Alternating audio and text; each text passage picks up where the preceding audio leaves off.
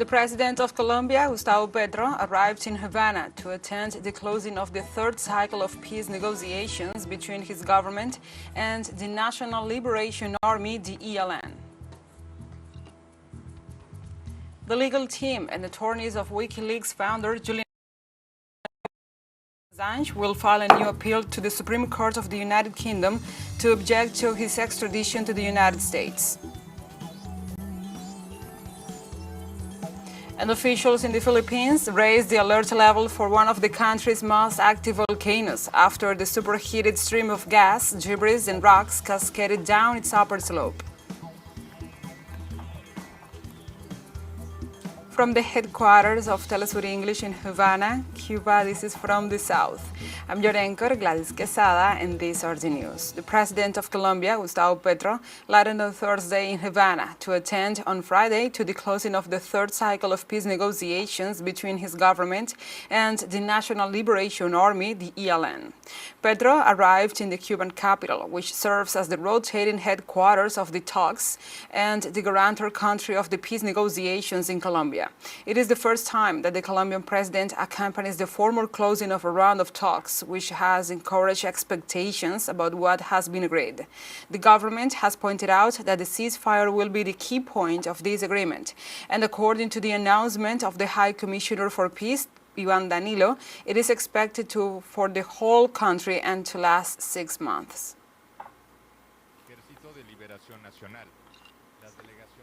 And the third cycle of peace negotiations between his government and the National Liberation Army began in November 2022 in Caracas, Venezuela, and continued in Mexico City last February and March. The third round began last May 2nd in the Cuban capital.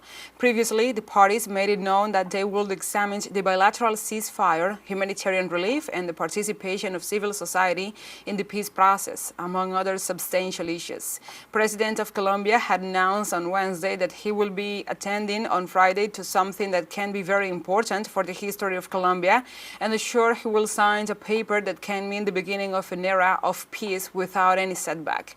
More difficult than making war is making peace, Petro also said. And Cuba's Deputy Foreign Minister, Carlos Fernández de Cosío, rejected the allegations published on the Wall Street Journal on Thursday that Havana and Beijing had secretly agreed to set up a Chinese electronic eavesdropping facility on the Caribbean island that could monitor communications across the southeastern United States. The newspaper The Wall Street Journal published on June the 8th a totally untrue and unfounded information, according to which there allegedly exists an agreement between Cuba and China in the military area for the establishment of a supposed espionage facility.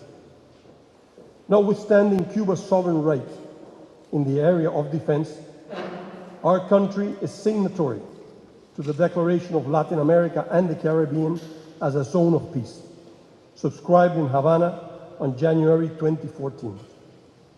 On the basis of that declaration, we reject all foreign military presence in Latin America and the Caribbean, including the numerous military bases and troops of the United States, and especially the military base that illegally occupies a portion of our national territory in the province of Guantanamo. During his statement, Fernández de Cosío denounced that the Wall Street Journal's allegations were a justification by the U.S. government to reinforce the blockade against Cuba. Our fallacies promoted with a malicious intention to justify the unprecedented reinforcement of the economic blockade, destabilization, and the aggression against Cuba, and to deceive public opinion in the United States and around the world. We move on to other topics. The president of Venezuela, Nicolás Maduro Moros, received on Thursday the Minister of Agriculture and Rural Development of Algeria, Mohamed Abdelhafid Henni. The Algerian official met with the Venezuelan president at the Miraflores Palace in the city of Caracas as part of a visit aimed at strengthening bilateral ties. In this sense, in his Twitter account, the president, Nicolás Maduro, affirmed the brotherhood and cooperation between our peoples is mutual and marches towards a good future. According to the Venezuelan Foreign Ministry, Abdelhafid Heni heads his country's delegation, participated in Caracas in the fourth meeting of the joint Venezuela-Algeria Intergovernmental Commission from June the 7th to the 9th.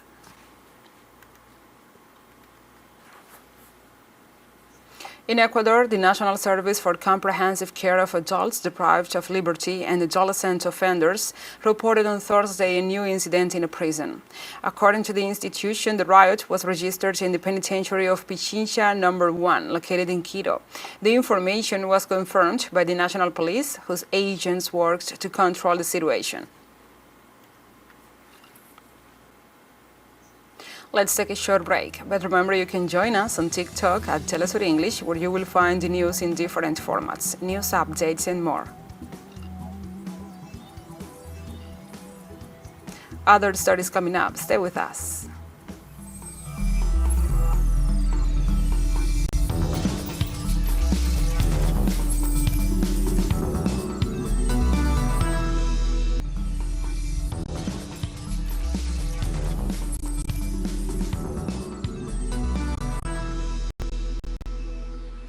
Welcome back.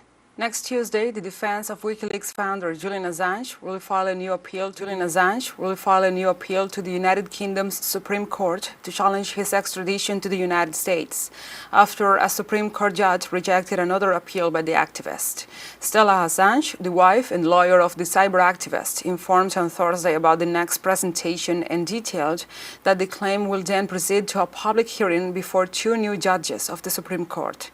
On June the 6th, Judge Jonathan Swift dismissed the 8 arguments presented by Assange's legal team in their objection to the extradition, giving them 5 working days to present a new one in front of a 2-judge panel. If he does not proceed, the WikiLeaks founder will no longer be able to go to the United Kingdom and could refer his case to the European Court of Human Rights. European nations agreed on Thursday to revise the bloc's rules in order to share the hosting of asylum seekers and migrants more equitably. The agreement was announced by Sweden, which holds the bloc's rotating presidency after a fraught day of negotiations between European Union interior ministers in Luxembourg. The deal, which needed approval from a majority of countries representing at least 65% of the bloc's population, comes after years of wrangling over asylum policy. The proposal calls for compulsory help between the bloc's countries, but with an option of doing that in one of 2 ways.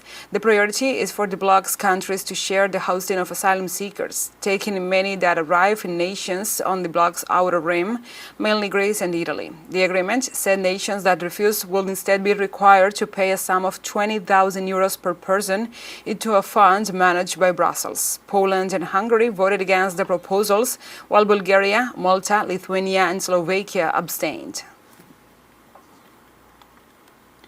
These files are central parts of a common European migration policy that manages migration and is fully grounded in European values and international law. The complex negotiations have been ongoing for many years. Hard work during several presidencies. Today we have taken a historic step. After many years of negotiations, we have today taken this important step towards a stable and sustainable legislation on migration.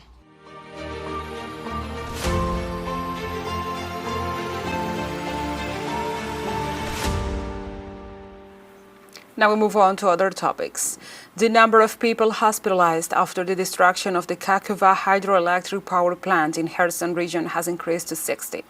According to a statement made to a local television station, Kherson's deputy governor, Tatiana Kuzmich, said the hospitalized are mainly people with reduced mobility.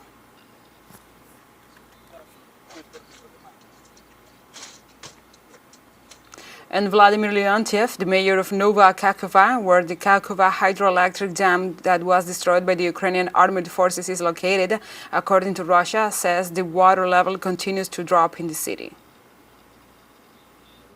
The water keeps going away, not as fast as we would like, but it has definitely gone down by 1.2 meters. The water is receding slowly. We predict the process will be faster. Today, evacuation and rescue operations continue in Nova Kakhovska. Today, we have begun pumping out the water. We have received additional generators, motor pumps, so we will start the restoration process. On Thursday, the Russian Minister of Defense, Sergei Shoigu, reported that Ukraine made a new attempt to break through the Russian defense line in Zaporizhia. The officer said that up to 1,500 Ukrainian troops and 150 armored vehicles tried to break through the defenses. Shoigu also stated that the enemy was detected in time by reconnaissance forces and preemptive attack was launched with artillery, air and anti-tank weapons. This morning at 1:30 a.m. in the Zaporizhia area, the enemy attempted to break through our defense with the forces of the 47th Mechanized Brigade, numbering up to 1,500 people and 150 armored vehicles. In all four directions, the enemy was stopped and retreated after heavy losses. As a result of the 2-hour battle, the enemy lost 30 tanks, 11 infantry fighting vehicles, up to 350 personnel. On Thursday, the World Health Organization reported on the delivery of supplies and enhanced surveillance for the possible emergence of cholera virus and other diseases following the contamination of water after the Kakhovka Dam disaster in southern Ukraine. According to the WHO, the threat of the possible impact of diseases in the affected area is a matter of concern. WHO also indicated that cooperation with the authorities is already underway to strengthen preventive measures to address this situation and to organize the necessary health assistance in case of an emergency. To make sure that environmental samples do show that the pathogen exists in the environment, so that constitutes a risk. So at any given moment, indeed, we could start finding cases. We have been working very closely with the Ministry of Health of Ukraine to make sure that mechanisms are in place to enable the importation of vaccines as soon as they are required. So the preparedness activities are ongoing, knowing that the risk of cholera is present. TeleSUR English continues to grow. You can now tune in from 33 different African countries using StarSat. Dial 461 and enjoy our Latin American alternative broadcast. One final short break and we'll be right back. Stay with us.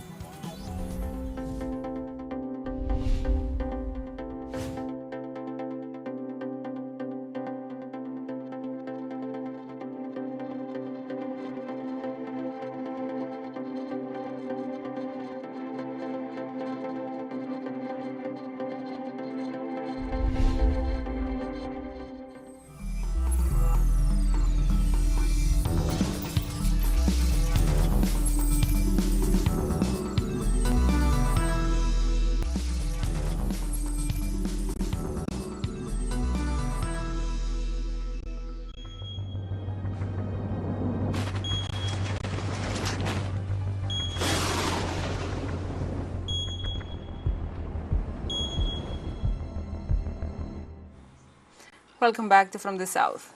Philippine officials raised the alert level for one of the country's most active volcanoes after superheated streams of gas, debris and rocks cascaded down its upper slope. According to the Philippine Institute of Volcanology and Seismology, the Mayon volcano in central Albay province is in relatively high level of unrest, and that a hazardous eruption is possible within weeks or even days. In this sense, authorities began evacuating around 10,000 people living near the volcano as they raised the alert level to 3 on a scale of 5. Mount Mayon is considered to be the Philippines' most active volcano, last erupted in January 2018. There have also been no less than 50 eruptions in the last 500 years. On Thursday in the United States, smoke disrupts air travel in the northeastern U.S. for a second day. Smoke from the wildfires in Canada affected air traffic. Major airports such as Philadelphia, Pennsylvania, LaGuardia, New York, and Newark, New Jersey are among the hardest hit.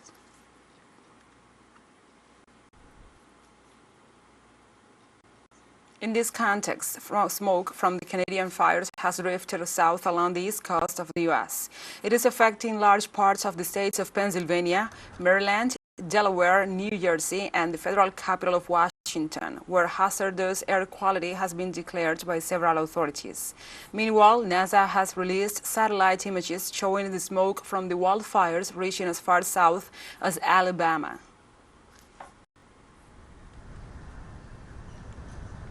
And also we stay in line. According to Norwegian officials, smoke from Canadians' wildfires that have enveloped parts of the U.S. and Canada in a thick haze could reach Norway on Thursday. Atmosphere and climate scientists at the Norwegian Institute for Climate and Environmental Research used a forecasting model to predict how the smoke will travel through the atmosphere. Smoke has moved over Greenland and Iceland since June the 1st, and the observations in southern Norway have recorded increasing concentrations of aerosolized particles. Canada has requested assistance in fighting more than 400 fires across the country.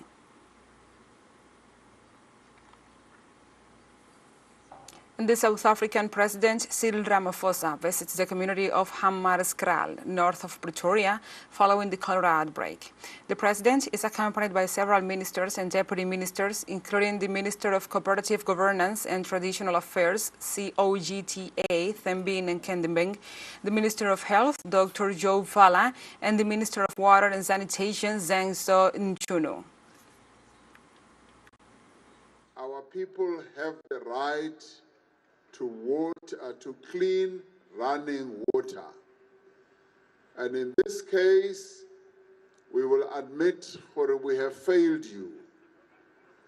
We have failed the people of Hammarskraal. We have failed you. Because the water that comes out of the Temba waterworks is not fit for human consumption. So we have really dropped the ball for our people here in Tshwane, and I went on as much as to admit that. I'm told now that the incidence of people going into hospitals with cholera has really come down. The investigations are still ongoing to finally determine where the source of this was. On Thursday, India's central bank kept interest rates on hold for the second straight meeting, citing easing inflation pressures, but warned about an uncertain global outlook. The bank governor, Shakti-Kanta Das, announced in a webcast that the benchmark repurchase rate was left at 6.5% by the Reserve Bank of India, the RBI. Inflation hit a peak of 7.79% in April last year, well above the RBI's target range of 2 to 6%, before slowly easing to 4.7% in April this year. That headline inflation still remains above the target, and being within the tolerance band is not enough. Our goal is to achieve the target of 4% going forward. As Mahatma Gandhi had said, the ideal must not be lowered. The continuation of stance of withdrawal of accommodation should be seen from this perspective. And policy normalization globally is far from complete. Headline inflation across countries is on a downward trajectory, but is still high and above the targets. Labor markets in many countries are tight, and demand is rotating back from goods to services. Hence, central banks across the world remain on high alert and watchful of the evolving conditions, even though many of them have tempered their rate hikes or even taken a pause. China's government reiterated that Asia is opposed to NATO's expansion and stressed that most countries oppose creating military blocs. During his regular press briefing, the Foreign Ministry spokesperson Wang Wenbin noted that the North Atlantic Treaty Organization, NATO, is obsessed with eastward expansion in the Asia-Pacific region, while the Atlantic Alliance repeatedly insists that it is not seeking geographical expansion. And Wang Wenbin also dismissed as fake news the allegations that the Chinese fentanyl precursors are being smuggled into the U.S. and urged the United States authorities to strengthen internal drug control and not to blame other countries. Fake news to say that Chinese fentanyl precursors are being smuggled to the U.S. through Mexico. The root cause of the U.S. fentanyl crisis lies in itself, and the fundamental solution is to reduce domestic demand and domestic supply. What the U.S. should do is to reflect on itself, strengthen domestic control over prescription drugs, intensify publicity on the dangers of drugs, and reduce domestic drug demand, instead of smearing other countries and shifting the blame onto others. And China is moving forward in the development of transportation technology with progress in the launching of a driverless air monorail. Let's have a look.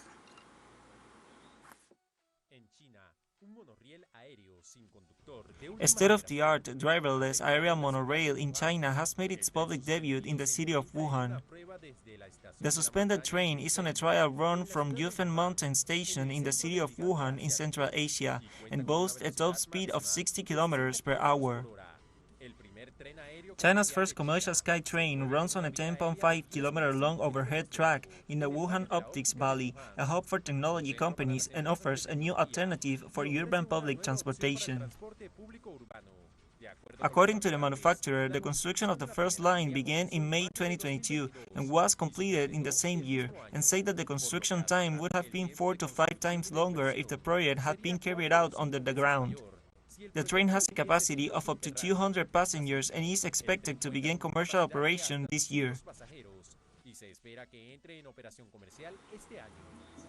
And with this marvelous technology, we have come to the end of this news brief. But remember, you can find these and many other stories on our website at telesurenglish.net. And also, if you feel so inclined, please join us on social media for all the latest news. We are on Facebook, Twitter, Instagram, Telegram, and TikTok. For TeleSUR English, I'm your anchor, Gladys Quesada. Thank you for watching.